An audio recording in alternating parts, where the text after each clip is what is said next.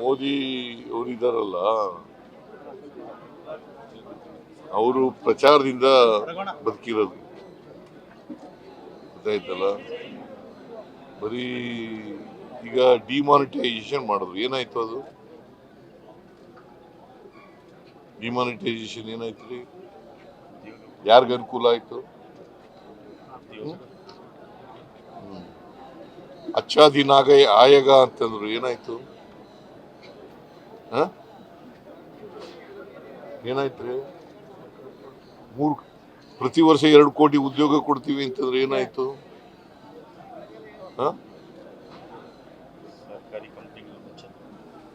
ಏನಾಯ್ತಪ್ಪ? ಆಮೇಲೆ ರೈತರದ್ದು ಎಲ್ಲ ಸಮಸ್ಯೆಗಳನ್ನ ಬಗೆಹರಿಸ್ತೀವಿ ಅಂತಂದ್ರೆ ಏನ್ ಮಾಡಿದ್ರು? ಯಾಕೆ ಚಳುವಳಿ ಮಾಡಿದ್ರು 1 ವರ್ಷ? ಅವರು ಏನು ಹೇಳಿದ್ರು ಮೇಜರ್ ಆಗಿ ಒಂದನ್ನೂ ಮಾಡಲಿಲ್ಲ.